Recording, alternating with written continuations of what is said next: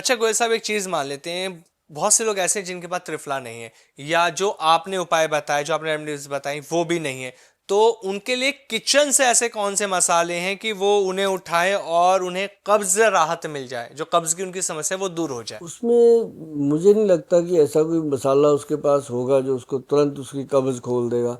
लेकिन ये है कि गर्म पानी ले, अच्छा। जीरा ले, जी। अजवाइन ले और सौंफ ले, वो सबके पास जी। होता है। उसको अगर तवे पे रोस्ट नहीं हाँ भी हाँ। किया तो ऐसे चबा के खाएगा, साथ में जी। गर्म पानी पिएगा, तो उसको 15-20 मिनट में ये चीज़ उसकी बाउल क्लियर होने के चांस रहते हैं। गोयल साहब, मैंने ना कई बार नोटिस किया और सुना भी है ऐसा कि अगर हम हींग लेते हैं तो उससे हमारा पेट ना पूरी तरह से साफ हो जाता है। हाँ, जी। हींग तो खैर है ही कमाल। जी। हिंग जैसे छोटे बच्चों को होता है, पेट टाइट हो जाता है, पेट में कब्ज हो जाती है, बच्चा रोता है चिल्लाता है, तो उसको ऐसे घोल करके नाभि में लगा देते थे बच्चे की, एक आधी बूंद उसको चटा देते थे। तो ये हींग का कमाल का नुस्खा है, आपके ध्यान में था, मैं इसके बारे में बताता हूँ। हींग जो है, अभी आप हींग चूरा लेके रखिए घर पे, उसमें प्योर ही होता है हींग चूरा। जो हींग होती है वो तो खैर आई कमाल। अगर किसी को चाहिए ना ओरिजिनल, कोई भी शिलाजीत हो, हींग हो, ऐसी कोई चीज़ की शौक रखते हो ना, तो मेरी वेबसाइट पे आइएगा आप कभी, आप देखिएगा। उसमें मतलब काफ़ी अच्छे चार्ज देने पड़ते हैं, मामूली चीज़ें नहीं होती वो, उसको मतलब वो शाही चीज़ें हैं राजे महाराजाओं की। तो वो जो हींग है वो अलग है। जो हींग का चूरा है उसके अंदर ना मतलब डोज होती है बस मुश्किल से मटर के दाने जितना। जी। वो ऐसे लेना, पानी में घोल के पी लो या ऐसे ही खा लो। मतलब हम तो कहते हैं जब भी खाना खाओ उसके बाद ले लो, ताकि आपको कोई प्रॉब्लम आए ही ना। ये बहुत सारी बीमारियों की मतलब कि ख़त्म करने की शक्ति रखता है। गोयल साहब, एक जूस की बात होती है, जब हम वेजिटेबल्स की बात करते हैं तो जूस होता है जिसमें हम देखते हैं सर्दियों में अब सबसे ज़्यादा गाजर है, पालक है, आंवला है, चकुंदर, इन सब का जूस पीने से कहा जाता है कि पेट पूरी तरह से साफ होता है। तो जो ये जूस है इसे सब व्यक्ति पी सकते हैं, ये सबको सूट ये करेगा? सबको करेगा क्योंकि जी। इसमें फाइबर है, भरपूर मात्रा में है। जो जी। जी। चुकंदर है वो तो कमाल है।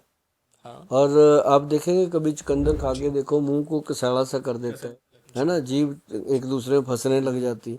उसमें शक्ति है खुरच खुरच के निकालने की, तो वो चीज़ इंटेस्टाइन को साफ कर। बिल्कुल, ऐसा वो कहते हैं ना कि डाइजेशन का प्रोसेस जो होता है वो हमारे मुंह से ही शुरू होता है। सबसे पहली चीज जो इस डाइजेशन में हमारी मदद करती है वो है हमारा थूक, क्योंकि वो हमारी बॉडी को सबसे पहले काम करने के प्रोसेस के तौर पर काम करता है। अब जैसे मेरी एक आदत है, मैं सुबह सुबह जब सो के उठना है, मैंने सबसे पहले मैं अपनी नाड़ी चेक करता हूँ, जी। इंगला की पीड़ा, जी।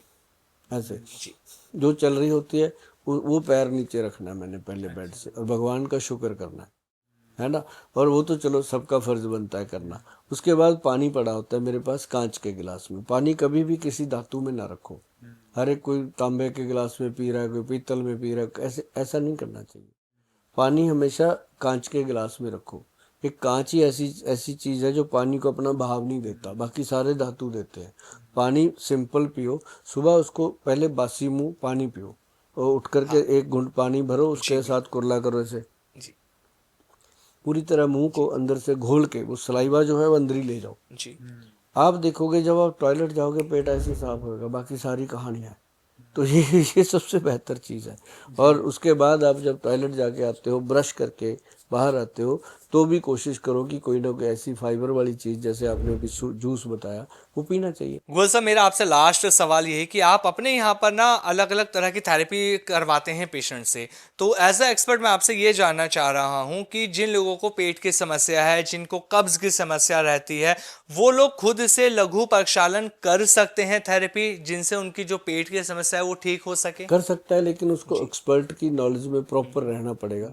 उसके जी। बाद करता रहे, क्या दिक्कत है। क्योंकि कहा जाता है ना, पेट साफ करने के बाद बीपी भी डाउन हो सकता है इसे कुछ करने भी से। हो सकता है, जी। क्योंकि ये चीज़ें जो नेचुरोपैथी जी। है ना जी, वो जितनी सहायक है उतनी डेंजरस भी हो सकती है। जी। क्योंकि जो खाने की चीज़ें नेचुरल वो तो फायदा करेंगी, जो इसमें ट्रीटमेंट है वो एक्सपर्ट्स के हाथ में ही होते हैं। वो उसको दूसरा कोई अपने आप नहीं कर। अब जैसे योगा ही कह लो, योगा अगर आपने गलत कर लिया, अब मान लो सूर्य नमस्कार है, अगर बंदा पूरा नहीं कर सकता, उसकी हड्डियां बर्दाश्त नहीं करती, तो उसको नहीं करना चाहिए। अगर आपने किसी ने करना है, एक दिन करके देख लो, आपको दूसरे दिन पता चल जाएगा कि बॉडी काम नहीं कर रही, भी रुकना पड़ेगा। तो ऐसे योग भी एक्सपर्ट की बिना देख रेख से नहीं करना चाहिए। ऐसे जितने भी नेचुरोपैथी के प्रोसेस हैं सारे एक नेचुरोपैथी एक्सपर्ट के सामने ही हो और वहाँ रह के हो। क्यों रखते हैं हम लोगों को 15-15 दिन हम रखते हैं वहाँ पे, और जहाँ भी आप जाओ केरला में भी करवाते हैं, कहीं भी करवाते हैं, वो रखते हैं लोगों को। तो वो रखने का मतलब यही होता है कि घर में ये गलती करेगा ही करेगा। तो हमारे पास तो बहुत ही स्ट्रिक्ट है कि हम तो मोबाइल नहीं देते उसको, 15 दिन दुनिया से काट देते हैं। तो 15 दिन के बाद वो कहता है कि मैं हूँ। जी गोयल साहब। हाँ। बिल्कुल गोयल साहब, जिस तरह से आपने ये जानकारी दी कॉन्स्टिपेशन को लेकर, क्योंकि लोग बहुत ज़्यादा परेशान रहते हैं कि उनको कब्ज़ रहती है, कॉन्स्टिपेशन बना रहता है, पेट उनका साफ़ नहीं होता, दिन में 2-3 बार उन्हें वॉशरूम जाना पड़ता है। लेकिन आपने जो ये नुस्खे बताए, जो घरेलू उपाय बताए, सच में ये लोगों को बहुत फ़ायदा देने वाले हैं, क्योंकि कब्ज़ की समस्या के रामबाण उपाय आपने बता दिए। और गोयल साहब, मैं व्यूअर से ये भी कहना चाहूँगा कि अगर आपको कब्ज़ की प्रॉब्लम है तो सबसे पहले अपने लाइफस्टाइल को सुधारिए, अपने खान पान को सुधारिए, जंक फूड आपको बंद करनी होगा, और जो नुस्खे आपको बताएं ये आपको फॉलो करने होंगे, तो आपकी जो कब्ज़ की ये प्रॉब्लम है ये पूरी तरह से दूर